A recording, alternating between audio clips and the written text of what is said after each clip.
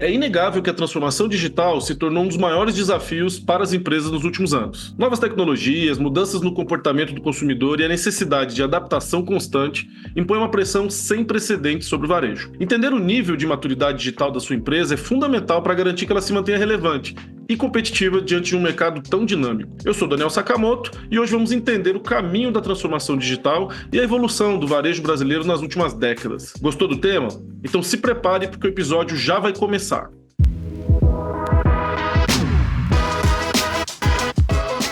Varejo SA Podcast, episódio 152. Transformação digital. Como avaliar a maturidade da sua empresa.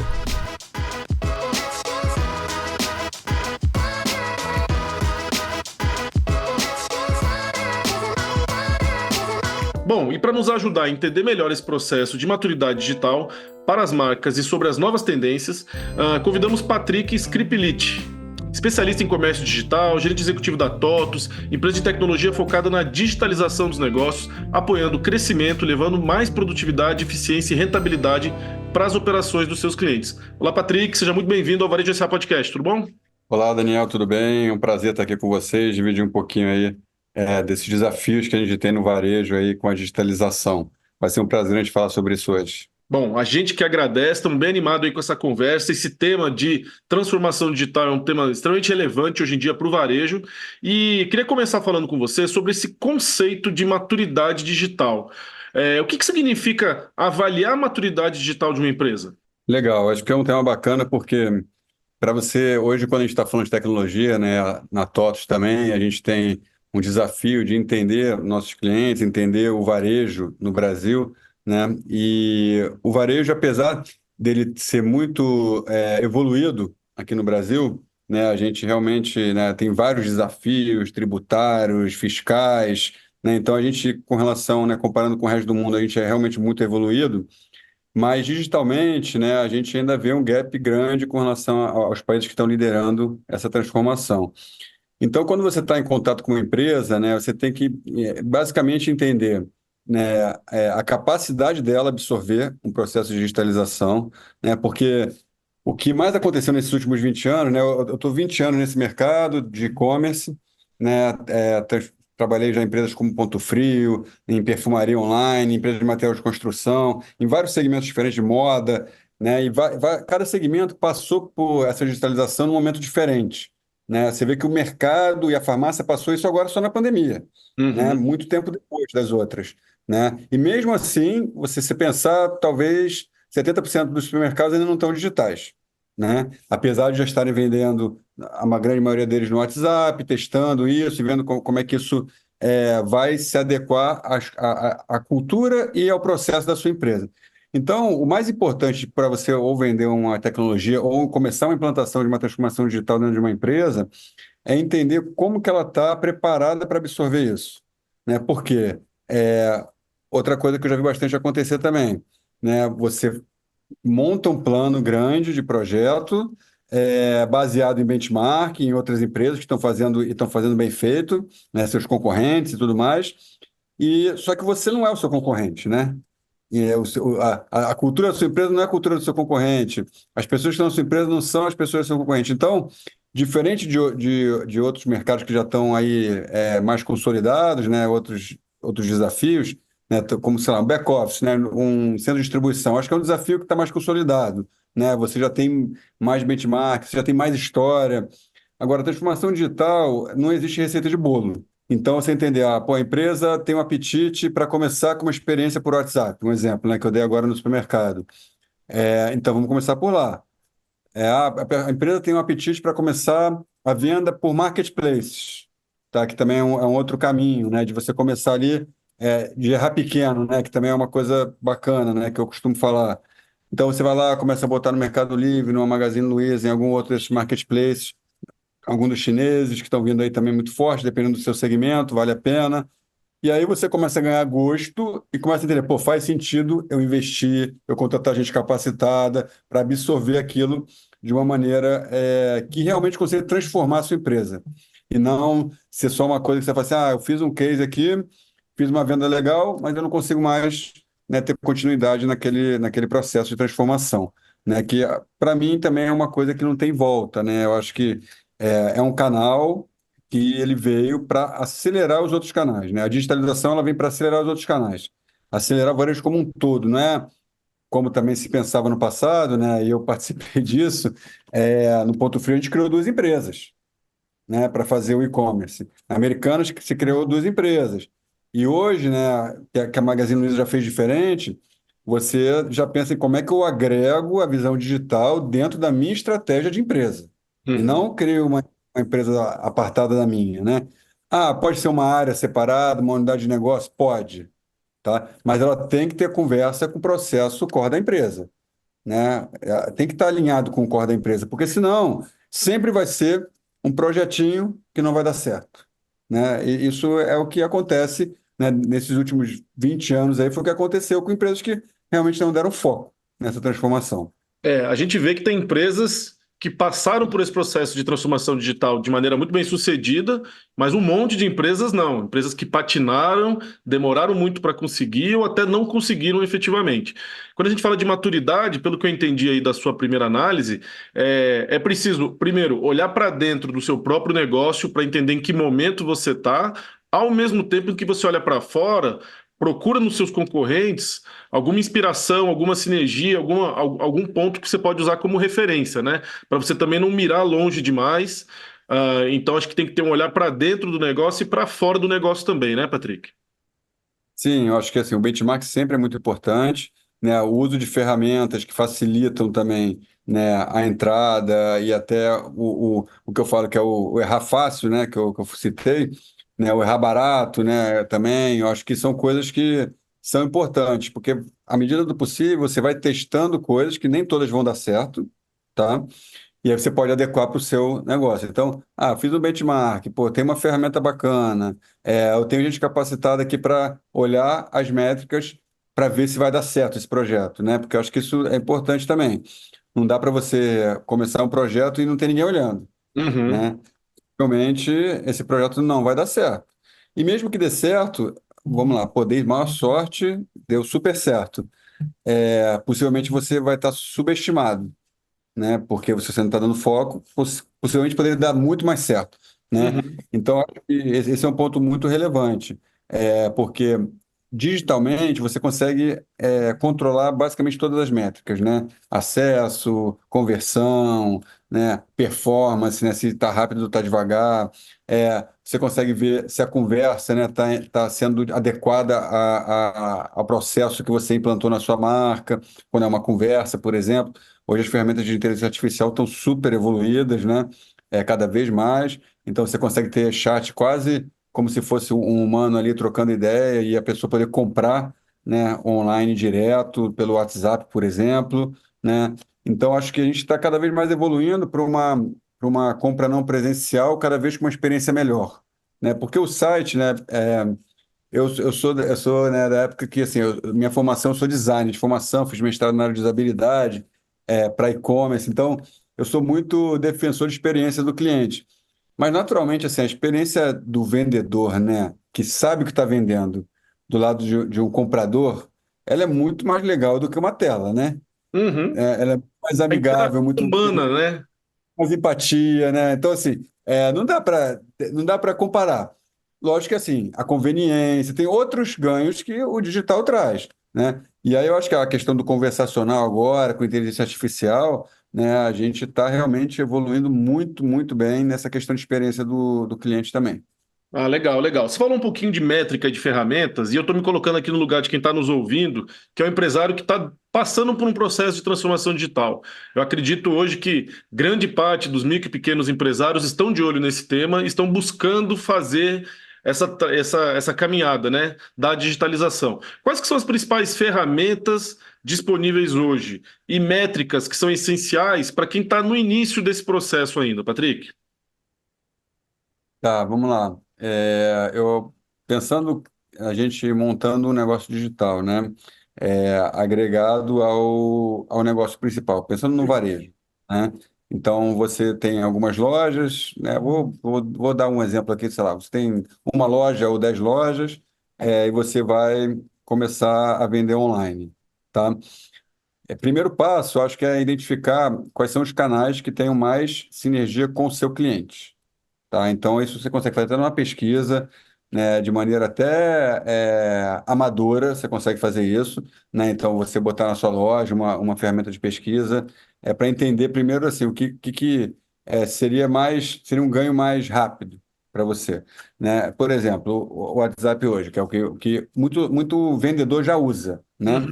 Qual o problema do vendedor usar isso direto? Você não tem o tracking disso, né? Você não consegue rastrear nada que o vendedor faz. E se ele sai e vai para outra empresa, ele leva todos os contatos junto.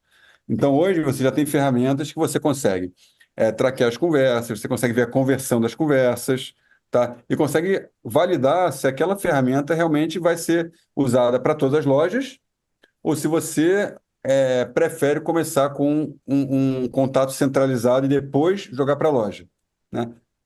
Qual que é o certo? Não existe certo. Os dois podem dar certo, né? Você fazer direto por loja e você fazer um contato centralizado e depois jogar direto para a loja, né? Por quê? Porque às vezes você não integrou o seu estoque. Então, jogar direto para a loja pode ser ruim, porque você pode perder venda. Então, você centraliza, vê a loja que tem estoque, depois joga para a loja, tá? Se você já integrou o seu estoque, aí não, você pode fazer direto a conexão com a loja. Então você vê que cada decisão que você toma durante o projeto, durante, né, a decisão de negócio, vai impactar em como você vai fazer aquele negócio dar certo e que métricas que você precisa avaliar. Nesse caso número de contatos por dia, a conversão do vendedor, né, se ela está aumentando ou não, o ticket médio, se a gente consegue aumentar ou não, porque quando você tem vendedores de mais um robô, né? Vou dar um chat inteligente, alguma coisa do tipo, a tendência é que você aumente o ticket médio, né? Então, assim, você prioriza essas métricas. Então, eu vou controlar o ticket médio, vou controlar a conversão, e aí, a partir disso, você vai entender aquela ferramenta está fazendo sentido para o meu negócio ou não. Esse é um exemplo. Outro exemplo é um site, né, de vendas, tá? Você hoje tem diversas ferramentas, né? Na TOTS a gente tem uma parceria com o Shopify, que você consegue colocar muito rápido uma versão base no ar, né? Ah, mas eu quero customizar todas eu quero criar funções que não existem, eu quero criar um monte de projeto que não existe. Tudo bem, mas começa pelo básico, tá? Isso também eu acho que é uma outra dica muito importante. Começa pelo básico. Ah, tem regras de negócio que é importante, meu negócio só funciona a partir dessa regra. Tudo bem, essa regra você tem que implantar, tá certo? Né? Você tem que integrar com o seu estoque, tem coisas que você tem que fazer, mas começa pelo básico. Depois, né, com uma ferramenta adequada, né, eu dei um exemplo, você consegue começar a testar quanto você precisa investir, né, para você criar uma funcionalidade específica, quanto isso vai te gerar mais de conversão, de vendas, tá? Para entender se vale a pena você seguir investindo em funcionalidades ou se você vai investir em aquisição de clientes, para trazer mais clientes, tá? Então, vamos lá. No site é importante a custo de aquisição de clientes, é uma métrica importante. Depois que o cliente está dentro do site, a métrica para mim mais importante é a conversão, tá? E aí, uma terceira métrica que, para mim, se fosse, né, dizer três de um site de e-commerce, é a performance, que é a velocidade de carregamento dessa página, tá? Porque é onde você mais perde cliente, então você gasta um dinheirão para você trazer o cliente para o seu site, né? Uhum. Hoje, cada vez é mais difícil você trazer gente para o site. E aí você chega, o site fica lento e ele vai embora, né? Então, ajuda muito na outra métrica que eu disse, que é a conversão. Então, assim, essas três métricas unidas é o que faz o negócio prosperar. Tá? Aí, lógico que depois tem, né, você vai na área comercial, na área de marketing, cada área tem a sua métrica mais adequada, na área de operação, então, pedido no prazo, na área de operação, no marketing, o custo do clique é uma métrica que é muito vista, né? Ele acaba desdobrando no custo de aquisição, mas o custo do clique ele é visto também, porque não necessariamente você precisa ter um custo do clique baixo. O importante é você ter um custo do clique que traga mais conversão, tá? Então, isso é uma coisa que é difícil, às vezes é até contraintuitivo, né? É assim, não, eu quero mais barato porque eu trago mais gente, e depois eu converto, sei lá, né, 1%, né, que é o que se fala aí, é uma métrica que, para começo de operação, que é muito perseguida no varejo, uma média, digamos assim. O cara que é muito bom, ele tem 3% de conversão, 4% de conversão, né? O cara que é ruim é abaixo de 1%, é 0,2, 0,3, 0,4, 0,5. Então, essa é uma métrica que é importantíssima, tá? E aí, quando você vai para o comercial, você tem que, pô, dia de estoque, né? Você tem uma série de outras métricas também que normalmente o varejo já utiliza, né? Para gerenciar a loja física também. Então, acho que é só uma questão de desdobramento, tá? Eu foquei mais nas digitais aí, porque eu acho que são importantes, porque também vão garantir que você está no caminho certo, né? Para continuar investindo, para trazer mais gente, para, né, o projeto ir crescendo ao longo do tempo. Sem dúvida, essas são as principais métricas aí para quem fala de comércio eletrônico, né? A boa notícia é que as ferramentas para você digitalizar o seu negócio, elas estão cada vez mais diversificadas, acessíveis. O custo operacional de você adotar essas ferramentas também está cada vez mais baixo. Então, para quem está interessado em realmente entrar no processo de transformação digital, em termos de ferramentas, está melhor. Em termos de métrica, o mercado já estabeleceu quais são ali as principais métricas. Não é um grande desafio você entender quais são aquelas que você precisa perseguir. O desafio agora é como implementar. De que maneira que a TOTUS pode e tem ajudado, não só a TOTUS, mas outras empresas, no seu caso, que conhece muito e trabalha já na TOTUS, como que a TOTUS ajuda esse micro, pequeno e médio empreendedor no processo de digitalização? Vocês dão esse caminho das pedras para que ele entenda qual é a ferramenta ideal e qual é a métrica que ele deve perseguir? Sim. Como é que é o nosso processo, né? Assim, eu acho que isso existem outras empresas, claro, super capazes, né? Mas a TOTS, ela tem como objetivo ela ser um trusted advisor, né? Ela ter credibilidade com os clientes dela, né? E aí, a partir disso, entendendo o cliente, você consegue, né, levar ele numa jornada. A gente fala muito de jornada, tá? Por quê? Porque não são tiros, né? A gente não gosta de buzzwords, né? A gente gosta realmente de levar a pessoa para a jornada e ele, a partir do momento que ele caminha, aí sim eu coloco os meus produtos à disposição, né? E não assim, eu vender antes dele precisar, Uhum. entende? Eu acho que mudou muito a metodologia. Acho que isso, de uma maneira geral, o mercado vem evoluindo e que eu acho que é uma decisão acertada, né? Então, no nosso caso lá, a gente faz um assessment no cliente, né? A gente entende um pouquinho a maturidade, como a gente disse antes, tá?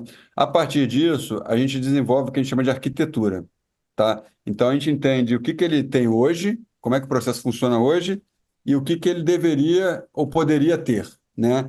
E aí o terceiro passo é colocar isso em roadmap, né, de acordo com o apetite, né, de cada empresa. Tem empresa que às vezes ela tem uma maturidade menor, mas ela tem um apetite grande, de se movimentar rápido. Tem empresa que tem a maturidade já mediana, mas o apetite dela é mais lento, né? Então a gente adequa isso numa arquitetura que fica fácil você ver as caixinhas e um roadmap, claro, porque aí, a partir do roadmap, você entende também quais são as métricas de cada fase né, de cada fase desse processo de digitalização, para você controlar e continuar ganhando essa credibilidade. Então, o nosso objetivo não é fazer a primeira venda, né? É que esse cliente fique da TOTVS por alguns anos, né? E realmente o que vem acontecendo nesses últimos anos, a TOTVS tem muitos clientes, né? Eu estou na TOTVS há pouco tempo, estou desde o ano passado, mas a TOTVS tem muitos clientes aí tem clientes de décadas já, né? Então é interessante ver isso e que a gente agora está trazendo isso para uma visão digital também. Nosso desafio, né,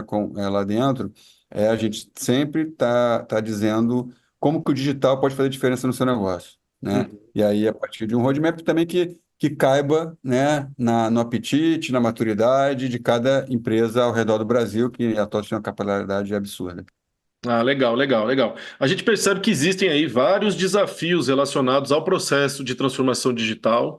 São vários elementos que compõem aí esse processo. Eu queria que você analisasse como que você enxerga o papel da cultura organizacional da empresa nesse processo de transformação digital. Qual que é o peso da cultura, na opinião de vocês, e pelo histórico que você tem acompanhando empresas nessa jornada? Legal. A gente tem empresas de todo tipo no varejo, né? Tem muita empresa familiar que já passou pelo processo de profissionalização, tem empresas regionais que são familiares, que são muito grandes, né? E muito bem organizadas, né? Tem empresas que são menos organizadas, independente se é familiar ou não também. Então, eu acho que o desafio agora, né, é a gente entender. Eu acho que uma coisa que está clara é um caminho sem volta. Isso, a digitalização é um caminho sem volta. Agora, o como ainda não está claro, né? Acho que isso é uma coisa importante.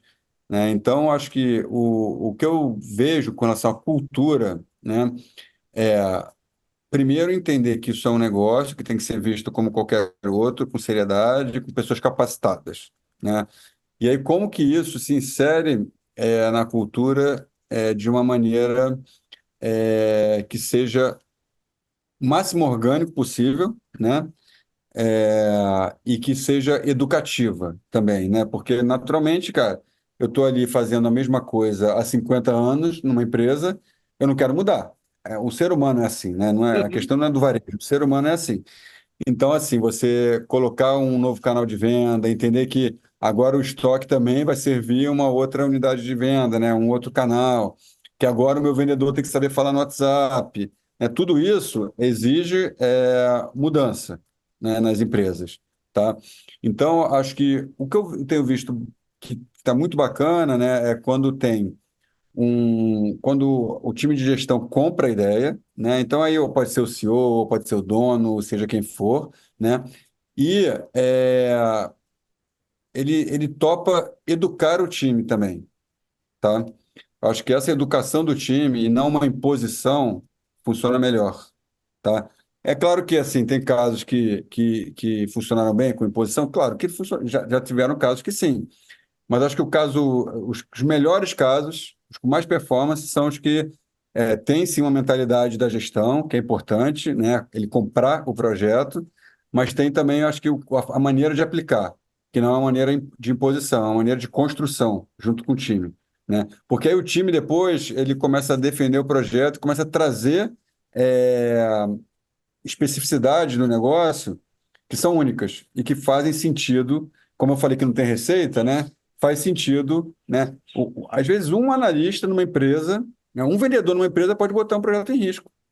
Então, assim, se você não tem, né, a força de vendas, se você não tem as áreas, né, entendendo o que está acontecendo, possivelmente a chance de dar erro é maior, né? Então, eu diria isso. Se fosse dar, né, ninguém é dono da verdade, né?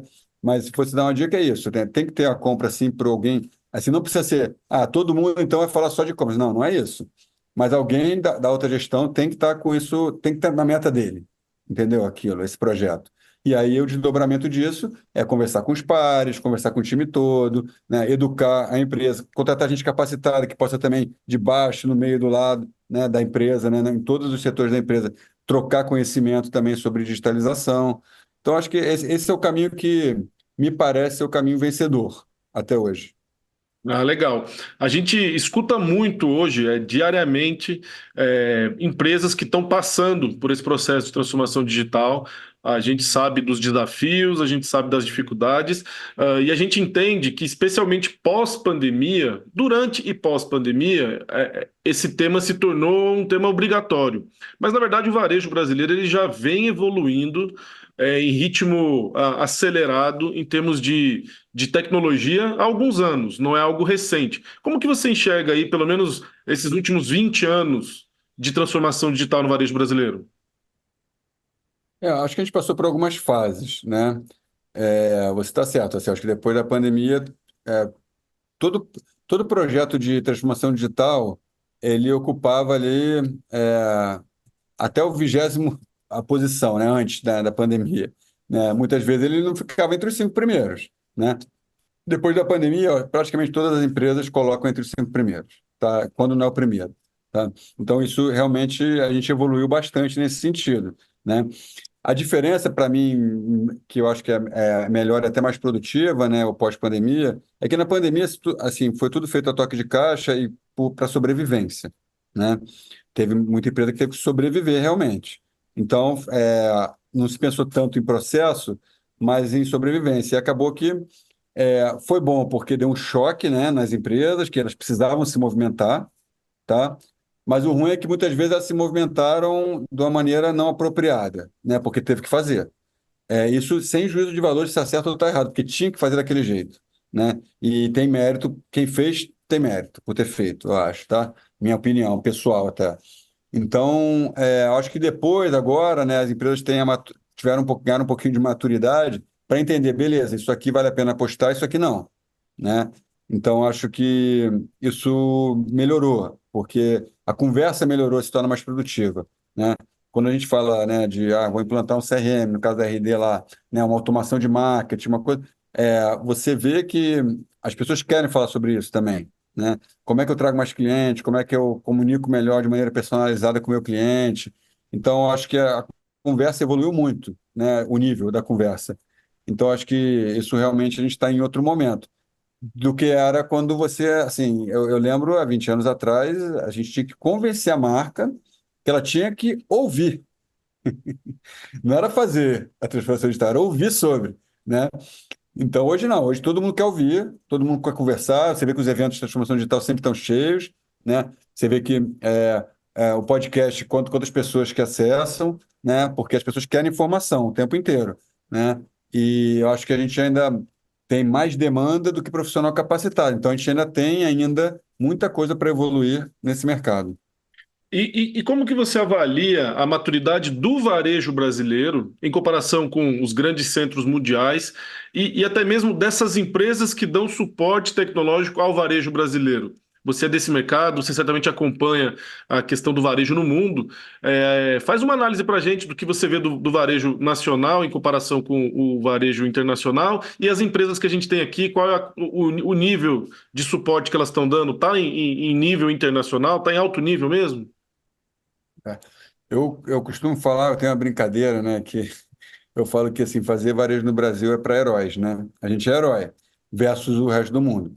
Então, eu acho que assim, é muito mais fácil você, por exemplo, entregar nos Estados Unidos, entregar na Europa, né? Os países são muito menores, né? Então, assim, lógico que tem algumas exceções. Aqui eu não estou falando de China, tá? Porque China acho que é um mundo totalmente diferente. Então, a gente é muito mais alinhado com o mundo ocidental, eu acho, do que oriental. É lógico que a gente tem muito a aprender com eles, né?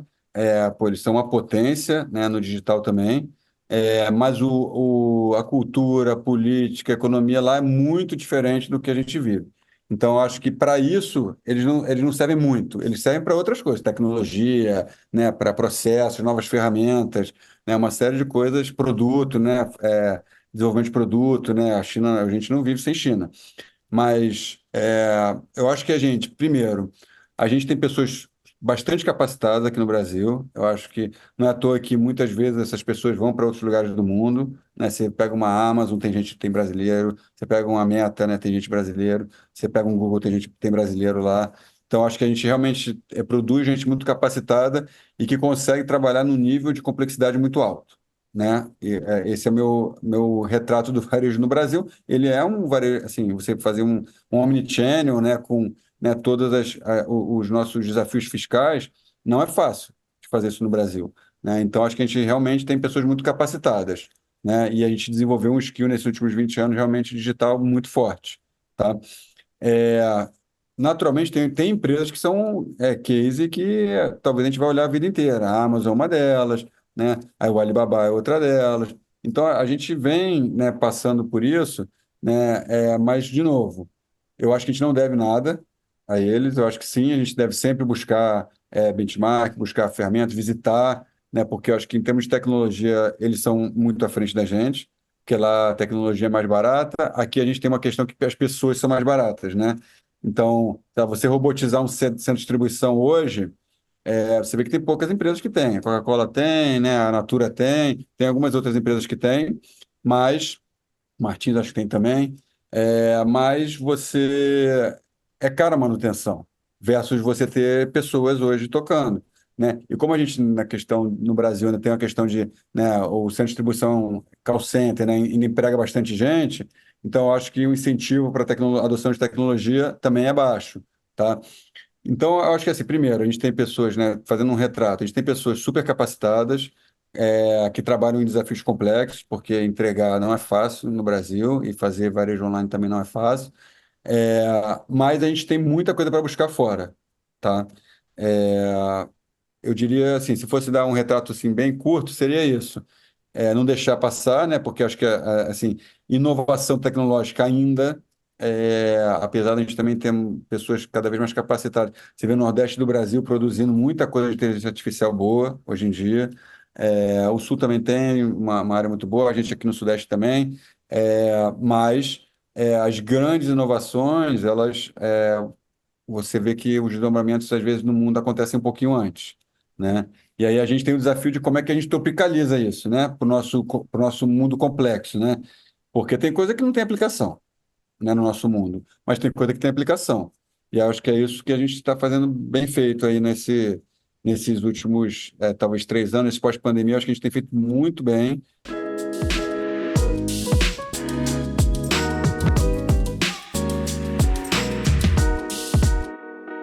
A gente está vendo muita coisa nova surgindo, fala-se muito de inteligência artificial, houve um momento que se falava muito em realidade virtual, e o empresário ele fica ali muito sem saber exatamente para que rumo ir. Na sua opinião, qual que deveria ser a prioridade do empresário brasileiro hoje, que está num processo de transformação digital? O que você acha que no curto prazo deveria ser a prioridade dele para ele realmente ter a tração e conseguir atingir bons resultados sem ter que investir demais ou sem ter que sair demais da realidade desse negócio dele? Assim, eu sou bem objetivo assim nessa resposta, né? Eu já tive também uma startup de inteligência artificial, há um tempo atrás que a gente tinha que explicar ainda o que que era inteligência artificial. Graças a Deus a gente veio o ChatGPT que deu uma popularizada nisso, né? Foi bom, acho isso. O ponto o- você usar a inteligência artificial como palavra, né? Todo mundo quer ouvir, todo mundo quer falar, todo mundo quer saber, todo mundo quer fazer alguma coisa em inteligência artificial. Eu prefiro não ser atraído pela buzzword, né? Pela sedução da buzzword, assim, de preciso fazer alguma coisa com inteligência artificial. E sim entender das ferramentas que existem no mercado, que já tem várias que utilizam, né? Tanto pessoalmente que a gente usa, mas para o varejo, né? Aí falando do varejo, né? Tem várias ferramentas que já utilizam, e aí você sempre entender o que que isso traz de benefício para o meu negócio, tá? Eu gosto do uso da inteligência artificial para você realmente ganhar escala, ser mais assertivo com o seu cliente, é, encurtar processo, automatizar processo, é, sem deixar de utilizar o humano, a experiência do humano, mas sim dando força para o humano ser mais eficiente, tá? Esse é, assim, a minha linha de raciocínio sempre parte disso. Então, assim, até quando pô, a gente tem parceiros na TOTOS, a gente tem ferramentas nossas que utilizam inteligência artificial, sempre a nossa pegada de venda e o nosso discurso, até para a gente ter credibilidade com nossos clientes, o que que isso pode impactar no seu negócio, tá? Isso vai impactar porque eu vou automatizar um processo, eu vou ganhar mais venda ou diminuir custo? Beleza, então vamos fazer. Se é uma coisa que vai dar, tirando pouquíssimas exceções, tá? Pode ter também para não, né, ficar aqui colando regra, que não é esse o objetivo, tirando pouquíssimas exceções, se não for para automatizar processo ou para ganhar escala em venda, cara, eu não faria, tá? Só para dizer que está fazendo, eu não faria. Uhum. Aí, beleza, tem algumas coisas que podem impactar na sua marca, né? Acho que são poucas exceções no varejo que podem fazer realmente isso, tá? Mas eu simplificaria, né, assim, nessa linha do básico bem feito, assim, está impactando em automatizar algum processo, você ganhar escala, ou você ganhar mais venda, pô, então faz, porque faz sentido. E aí, busca isso no seu parceiro, caso você esteja contratando, né? Pede para ele te dizer isso, entendeu? Porque aí sim justifica você investir numa ferramenta, você investir em mudar um processo na sua empresa, implementar uma coisa nova. E aí, naturalmente, você vai usar isso na assessoria de imprensa também, para falar de inteligência artificial. Não sou contra isso, acho que é positivo essa visão. Eu só não acho legal você só utilizar isso sem ter benefício, sabe? Isso para mim não faz muito sentido. E a gente tem ouvido muito o especialista falar basicamente a mesma coisa. Grandes empresas conseguem investir em tecnologia, desenvolvimento, experimentação, em teste de uso e aplicabilidade de inteligência artificial. Pequenas e médias empresas não deveriam fazer isso, não, deveriam pegar realmente soluções já experimentadas cujo impacto, cujo resultado já se sabe de antemão. Eficiência operacional, sem dúvida alguma, é ali a questão fundamental da inteligência artificial como a gente tem hoje. Por exemplo, não digo nem no curto prazo, eu digo atualmente. Atualmente, inteligência artificial ela tem que vir para entregar eficiência operacional. Agora, olhando um pouco mais além, Patrick, você com certeza olha o hoje, mas está sempre de olho também no amanhã. O que você enxerga de tendência daquilo que ainda não está aqui no dia a dia, mas que em breve deve chegar no nosso dia a dia em termos de inovação e tecnologia para o varejo?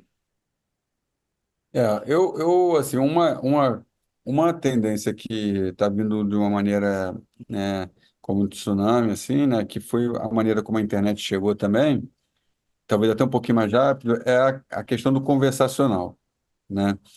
É, já tem celular hoje que, né, o Reddit lá, que você é uma tela preta, você só fala, ele vai lá e compra coisa para você na internet e manda entregar na tua casa.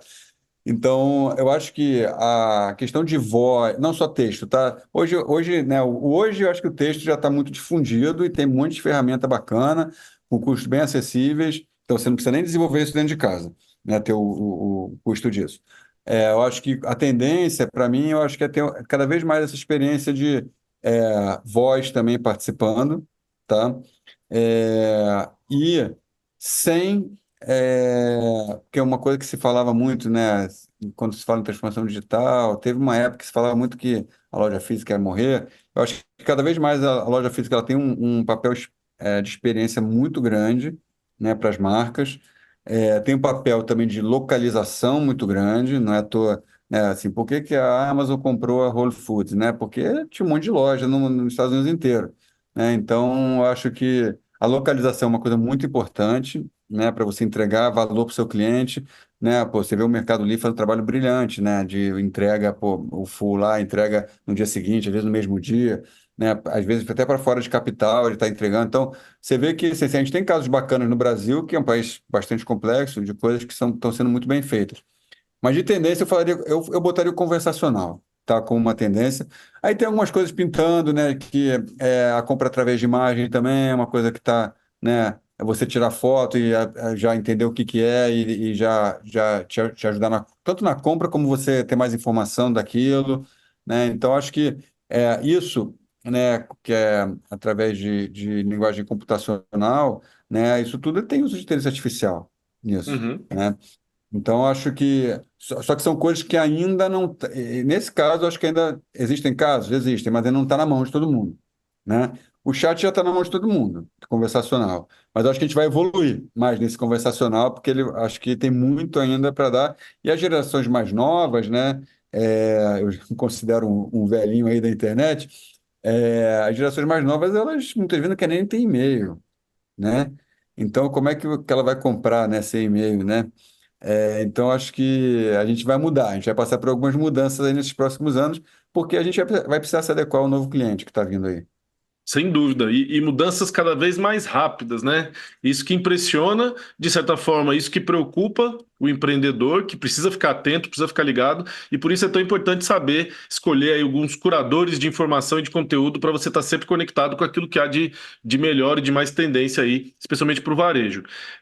A gente está falando muito aqui de transformação digital, e aí eu acho que aí vale reforçar isso que você trouxe, né? O novo papel da loja física. Não é porque você vai investir no digital, que você vai realmente focar em ter vendas pelo comércio eletrônico, que você vai deixar de dar atenção para sua loja física, entendendo que hoje o papel da loja física ele está um pouco diferente. Ele é um papel realmente ali de conexão com o consumidor, às vezes ele serve ali de mostruário, ele serve ali realmente de experimentação, é onde você vai ganhar ele num atendimento, numa experiência, e como o Patrick bem falou, também a questão de localização. As lojas físicas servindo às vezes como hubs logísticos ou como pontos de conexão, não necessariamente é onde o seu cliente vai comprar, mas é onde ele vai talvez se apegar e ser fidelizado pela sua marca, pelo seu produto, pelo seu serviço. Então acho que esse é uma boa reflexão nesse episódio que a gente fala de transformação digital, olhar também para o novo papel da loja física. Bom, já encaminhando aqui para a parte final da conversa, Patrick, o tempo passa rápido. Eu queria que você trouxesse aí umas duas ou três empresas ou operações que você considera que são bons exemplos, boas referências em termos de transformação digital no Brasil, para esse nosso ouvinte aí, empreendedor, ficar de olho e poder admirar, se inspirar e entender um pouco mais como foi o processo. Você já orientou e já conhece muita empresa que passou por esse processo. Consegue destacar para a gente aí umas duas ou três que são bons exemplos de transformação digital no Brasil? Tá, vamos lá. Eu vou falar de algumas empresas que de alguma forma eu participei, e aí eu naturalmente tive mais acesso à informação. Nem todas eu fiz o projeto, mas que eu conheço pessoas que também estão, que são empresas que eu entendo que estão fazendo bem feito, né? E aí eu vou citar alguns projetos dessas empresas, até para também a gente não se apegar às empresas e sim Uhum. ao quê, né? Que eu acho que é interessante também. Eu gosto bastante do que a C&A fez de digitalização das lojas físicas, né, integrando todos as lojas ao e-commerce, né, um trabalho do Paulo lá muito bem feito, é, que ele realmente entendeu e botou todos os diretores, na pandemia, ele botou todos os diretores sentados na cadeira do digital, cada um com um projeto. Então, assim, isso é transformação digital, né? Todo mundo pensando junto em como se ajudar, né? Se escalar e como a empresa evoluir nesse sentido, né? Acho que esse é um caso bacana. Eu gosto bastante do caso do Grupo Som, mas especificamente da Farm, né? De moda. Por quê? Porque a Farm ela conseguiu criar né, aquele clube Farm, que eles chamam lá as Farmettes, que são as fãs da marca. Então, foi a primeira vez que realmente uma marca criou uma legião de fãs, sem ser um influenciador, né? Acho que isso é bacana. E ela fez dos vendedores influenciadores, né? Então, assim, hoje quem entra no Grupo Soma precisa saber mexer no Instagram, precisa saber mexer no WhatsApp para vender, né? Até pouco tempo atrás, possivelmente, isso não era visto, né? E você tem gente que vende mais fora do horário de trabalho do que dentro do horário de trabalho. Por quê? Porque você tem o código do vendedor. Então, assim, isso é cultural, né? Isso é transformação digital, porque se você não faz isso, você vai continuar recrutando vendedor com a mesma mentalidade do passado, né? Então, acho que é isso, assim, você entender que isso mudou e realmente emplacar isso como um processo para todos os vendedores da sua empresa, né? Uhum. Hoje, se eu não me engano, né, eu lembro que eu já fiz algumas palestras com o pessoal do Grupo Soma, o Thiago, que era o ACGO de lá, eu lembro de números que publicados em palestra, então eu posso falar que em torno de 60% da venda dele tinha código do vendedor, a venda do e-commerce, né? Então, assim, pô, 60% da sua venda em código do vendedor quer dizer que os vendedores estão trabalhando de Uhum. maneira omnichannel mesmo. A cabeça já mudou, entendeu? Aquele negócio já mudou, né? É E aí, cultural, né? Entrou realmente no dia a dia, no não. DNA da empresa. E quando as pessoas se inspiram, né, na Farm, no Grupo Soma, ou seja, quem for, né, desses que realmente caminharam um pouquinho mais rápido, a própria reserva também, que agora virou tudo uma coisa só, né? E a gente não sabe para onde vai ainda, porque estão nesse processo de fusão. Mas essas empresas que andaram mais rápido, né, quando os concorrentes vêm assim, eu quero um site igual aquele. Aí eu falei, não, você não quer um site igual aquele, você tem que criar a sua estratégia. Que pode ser, você pode utilizar os atributos que aquela outra empresa utilizou, mas tem que criar uma para você. O Uhum. site igual não vai vender a mesma coisa, né? Então, acho que é a estratégia que faz, né, a venda acontecer. Não, e Então, realmente acho a que esse. estratégia do Grupo Farm ela é sensacional.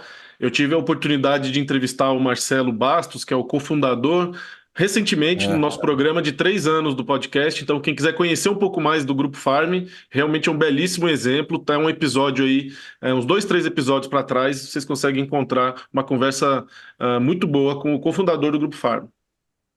Ó, e para sair um pouquinho do nosso de moda, né, eu vou dar mais dois outros exemplos aí para a gente fechar esse, senão daqui a pouco você me corta. Estou brincando.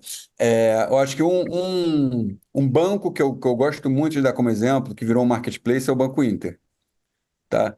Como é que ele conseguiu virar um marketplace? Ele entendeu que ele precisava ter uma unidade de negócio. Ele contratou uma pessoa que veio do Meta, essa pessoa formou um time de pessoas especialistas em e-commerce, né? Então, eu acompanhei de perto esse projeto com o Rodrigo, lá, que era o CEO do Inter Marketplace, né? Então, assim, foi bem interessante, porque ele, dentro de uma cultura de um banco, ele teve que implantar uma cultura de varejo, entendeu? Ah, é um marketplace, ele não tem estoque, tudo bem, mas ele teve que implantar uma cultura de varejo, de você escolher produto, escolher o parceiro certo, né? Então, isso não é fácil. O que ele fez ali realmente está trazendo muito resultado positivo, porque eles estão trazendo retenção de cliente, o dinheiro está ficando mais no banco. Então, assim, está fazendo sentido para eles, né? Então, isso é muito legal. E aí, um último que eu gosto bastante também, que acho que nessa pandemia eles avançaram bem, o Zona Sul de supermercado, né, aqui do Rio. Que sempre ele navegou, né, ele foi um dos primeiros e-commerce junto com o Pão de Açúcar, né, foram os primeiros aí a entrar no ar, mas ele não parou, ele continua, né, desenvolvendo. Ele tem essa questão da localização, de você poder receber da loja mais próxima, muito bem desenhado, né, quando você, né, então a questão a escolha dos produtos para estar fresco, porque isso é um desafio grande no supermercado, né, se você comprar online, você tem um medo danado, né, de não Uhum. chegar a melhor alface, a melhor maçã, né, a banana não pode chegar podre, né, então assim, isso é uma coisa que é difícil pra caramba, mas eles fazem muito bem. Então isso, são projetos que eu já tive a oportunidade de trabalhar junto e de ver a operação funcionando e que são projetos que são legais, que servem como benchmark, que servem para realmente exemplo aí para as empresas que estão nesse processo agora de transformação. Ah, muito bom, muito bom. Com certeza, ter bons exemplos e boas inspirações é fundamental aí para o empresário, empreendedor que está nesse processo de transformação digital. Bom, para encerrar, queria já pedir para você deixar aí uma mensagem final para o nosso ouvinte que está aí com essas dores da transformação digital. Que dicas, que mensagem final você gostaria de deixar para quem está aí nesse percurso tão desafiador? Patrick? Bom, primeiro, assim, existem muitos profissionais bons no mercado no Brasil, né? Então, procurem informação. Acho que a gente na TOTS tem assim, um time grande no Brasil inteiro, super dedicado e super afim de conversar sobre isso, né? Então, quem quiser, chama que a gente vai até vocês, aonde vocês estiverem no Brasil, tá? Vamos ter reunião presencial, olho no olho, entender um pouco mais da sua empresa, tá? E eu acho que foquem no básico bem feito. Acho que se fosse deixar uma mensagem é isso. Tem muita coisa, né, para fazer, mas entende o que é o básico bem feito, né, busque resultado, evolução, eficiência, né? Acho que isso a transformação digital pode trazer, tá? Além de, lógico, uma série de outros benefícios, da tua empresa ser mais atrativa, abrir novos canais de venda, tem uma série de coisas acontecendo aí no mundo. Não fechem os olhos para isso, porque isso pode ser uma coisa que pode garantir o futuro da sua empresa, tá?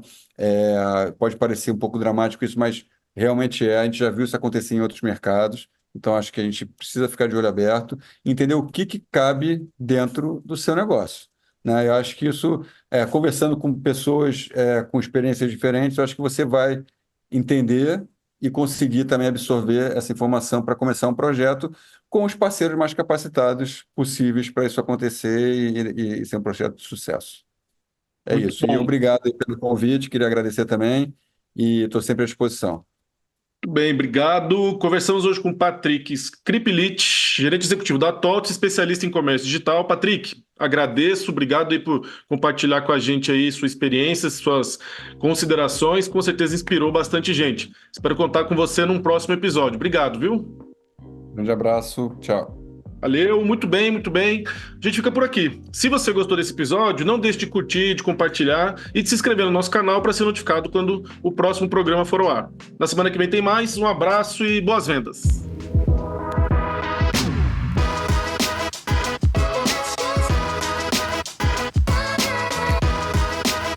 Este foi o Varejo SA Podcast. Se gostou, você também pode escutar os episódios anteriores no seu tocador de podcast preferido.